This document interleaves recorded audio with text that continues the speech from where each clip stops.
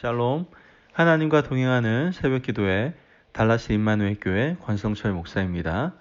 오늘도 하나님과 동행하며 풍성함을 누리시는 저와 여러분 되시길 주님의 이름으로 축복합니다.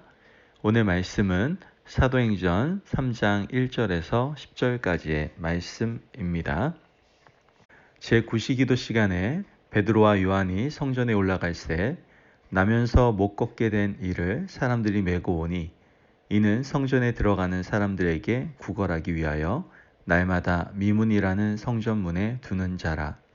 그가 베드로와 요한이 성전에 들어가려 함을 보고 구걸하거늘 베드로가 요한과 더불어 주목하여 이르되 우리를 보라 하니 그가 그들에게서 무엇을 얻을까 하여 바라보거늘 베드로가 이르되 은과 금은 내게 없거니와 내게 있는 이것을 내게 주노니 나사렛 예수 그리스도의 이름으로 일어나 걸으라 하고 오른손을 잡아 일으키니 발과 발목이 곧 힘을 얻고 뛰어서서 걸으며 그들과 함께 성전으로 들어가면서 걷기도 하고 뛰기도 하며 하나님을 찬송하니 모든 백성이 그 걷는 것과 하나님을 찬송함을 보고 그가 본래 성전 미문에 앉아 구걸하던 사람인 줄 알고 그에게 일어난 일로 인하여 심히 놀랍게 여기며 놀라니라. 아멘. 하나님의 말씀입니다. 여러분, 오늘 본문을 보면 나면서부터 걷지 못하는 그 한 사람이 등장을 하게 되죠. 이 사람은 태어나면서부터 불구였기 때문에 다른 사람의 도움 없이는 살 수가 없는 사람이었죠. 그래서 이 사람은 사람들이 많이 다니는 곳에서 구걸하며 하루하루를 연명해 나갔다라는 것을 우리는 짐작할 수 있습니다. 자신 스스로의 힘으로는 아무것도 또한 아무 곳에도 갈 수 없는 처지였기 때문에 매번 다른 사람들의 도움을 받아서 옮겨져야 했던 불쌍하고 어떻게 보면 비참한 신세였죠. 그를 운반하는 사람들은 매일 기도 시간이 되면 그를 성전 미문 앞에 내려놓았음을 우리는 성경을 통해서 알 수가 있게 됩니다. 그 이유는 그때가 가장 수입이 많이 나는 시간이었기 때문이었다라는 거예요. 당시 유대교는 남을 구제하는 일을 매우 큰 덕목으로 여겼었습니다. 이 때문에 성전에 올라오는 사람들은 구걸하는 사람들에게 동전을 던져줌으로써 하나님께 상을 받고자 했던 것이죠. 그래서 당시 성전이나 정각 입구에는 구걸하는 사람들이 굉장히 많았습니다. 그러던 어느 날 이 나면서부터 걷지 못했던 이 사람에게 일생일대의 전환점이 생기는 것을 보게 됩니다. 성전 미문을 지나가던 베드로와 요한을 만나게 된 것이죠. 오늘 본문 3절 말씀을 보면 그가 베드로와 요한이 성전에 들어가려 함을 보고 구걸하거늘 여러분, 나면서부터 걷지 못하던 이 사람은 성전 문을 지나가던 베드로와 요한을 향하여 평소와 다름없이 애처로운 눈길로 쳐다보며 구걸을 하고 있었던 것이죠. 베드로와 요한은 서로 얼굴을 바라보았습니다. 그리고 베드로는 요한과 함께 그에게 말을 했죠.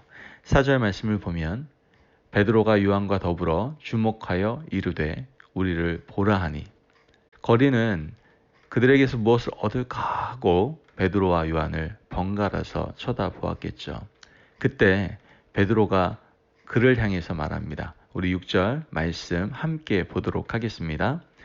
베드로가 이르되 은과 금은 내게 없거니와 내게 있는 이것을 내게 주노니 나사렛 예수 그리스도의 이름으로 일어나 걸으라 라고 하고 아멘. 베드로가 그의 오른손을 잡아 일으키니까 그의 발과 발목이 곧 힘을 얻어서 일어나서 걷기 시작한 거예요. 그는 걷기도 하고 뛰기도 하면서 하나님을 찬송하며 그들과 함께 성전으로 들어갔습니다. 모든 백성이 이 거린이 걸어다니는 것과 하나님을 찬송하는 것을 보고 몹시 놀라면서 이상하게 생각했어요. 자, 오늘 본문에서 우리는 눈에 확 띄는 한 가지를 발견할 수가 있게 되죠. 바로 오순절 성령 충만을 받은 베드로와 요한은 분명 이전과는 달라진 모습을 우리에게 보여주고 있다는 거예요. 그건 뭐냐? 남들이 보지 못하는 그러한 안목, 즉 영안을 가지게 되었음을 우리는 알게 되는 것이죠. 많은 사람들이 성전을 향하여 날마다 기도하러 가면서 성전 미문 앞에 앉아있는 나면서부터 못 걷게 된 거리를 어떻게 해요? 지나쳐 갔습니다. 그들 중에는요, 제사장들도 있었고 백성의 장로들도 있었을 겁니다. 바리새인과 서기관들도 있었고 부자도 있고 세리도 있었을 겁니다. 그러나 어느 누구도 나면서부터 못 걷게 된 그의 아픔을 이해하거나 나누려고 하지 않았다라는 거예요. 그랬기 때문에 40이 넘도록 구걸하고 있었던 것이죠. 성전 안에서 날마다 정해진 시간에 예배가 드려지고 있었지만 그 예배의 뜨거운 감격이 이웃에 대한 사랑으로 표현되지 못했다라는 거예요. 가난한 자를 구제하는 것이 하나님의 의를 쌓는 선한 행위라는 것을 머리로는 알았지만 성전 문 앞에 있던 거지가 하나님의 사랑의 대상이라는 것은 미처 생각하지 못했던 것이죠. 단지 그냥 어쩌다가 그를 불쌍히 여기는 사람들이 동전 몇 립 던져줬을 뿐이다라는 거예요. 그러나 성령 충만을 받은 베드로와 요한은 그 한 사람을 주목했습니다. 베드로와 요한은 그동안 거지 앞을 지나갔던 수많은 사람들이 보지 못하는 것을 보았다라는 것이죠. 바로 그 거린을 향한 하나님의 사랑과 계획을 보았던 거예요. 여러분 4절 말씀을 보면 베드로가 요한과 더불어 주목하여 말하였다라고 얘기하잖아요. 이 얘기는 두 사람이 동시에 그것을 보았다라는 거예요. 그래서 나를 보라가 아니라 우리를 보라고 말씀했던 것이죠. 거린은 돈을 요구했지만 베드로와 요한은 그 거린을 바라보는 순간 그에게 정말 필요한 것이 동전 한 입이 아니다라는 것을 알았다라는 거예요. 이것이 바로 성령 충만한 자의 관점이다라는 거예요. 여러분, 세상에 수많은 고통받는 사람들이 있는 이유, 그것은 어쩌면 하나님께서 그들을 일으켜 세우심으로 영광 받으시기 위함일 수 있습니다.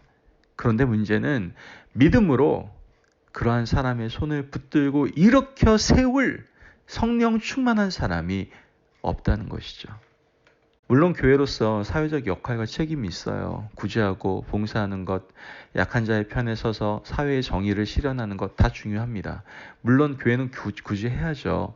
어려운 이웃을 할 수 있는 대로 도와줘야 됩니다. 그러나 교회는 구호단체가 되어서는 안 됩니다. 그것이 교회의 1차적인 책임인 것처럼 인식되어서는 안 된다는 것이죠.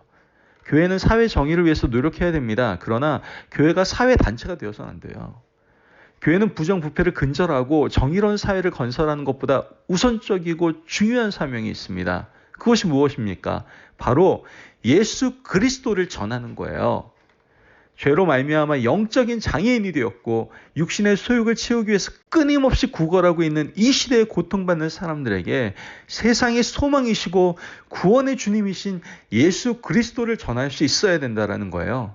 지금 우리는 스스로 질문할 수 있어야 됩니다. 우리의 교회가 일어나 걸으라고 자신 있게 예수 그리스도의 이름을 선포하고 있는 교회인가? 바로 내 자신도 교회잖아요. 내가 그러한 교회인가? 우리는 스스로 질문을 던져볼 수 있어야 돼요. 여러분 사실 우리의 모습이요. 오늘 본문에 나오는 거린과 크게 다르지 않아요. 어떤 사람은 육신의 질병으로 고통 중에 살고 있죠. 어떤 사람은 마음과 생각이 병들어서 고통 중에 살고 있어요.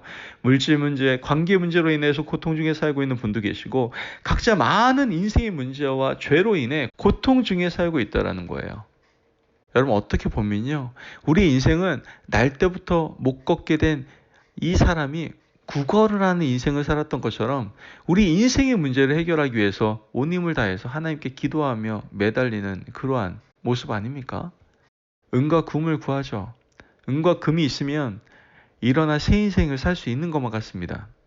그러나 우리는 기억해야 됩니다. 은과 금이 일시적으로는 그 고통을 덜어줄 수 있을지는 모르겠지만 그 고통은 또 다른 모습으로 다가오게 될 거예요. 마치 40년이나 구걸하는 삶을 살았지만 여전히 미문에 앉아 구걸하는 나면서부터 못 걷게 된 사람처럼 말입니다. 그러므로 여러분 오늘 예수 그리스도의 이름을 다시 붙잡읍시다. 예수님의 이름으로 일어섭시다. 예수님의 이름으로 어려운 이웃을 일으키시고 또한 그들과 함께 믿음의 삶을 함께 살아가기 위해서 힘쓰는 저와 여러분이 되시기를 바랍니다. 아멘. 여러분 오늘도 우리에게 능력의 이름, 권능의 이름, 그 이름을 우리에게 주셨습니다. 오늘 그 이름을 붙들고 자신감 있게 내 자신을 세우며 내 주위에 있는 많은 사람들을 세우며 살아갈 수 있는 저와 여러분 되시길 주님의 이름으로 축복합니다. 아멘. 기도하겠습니다.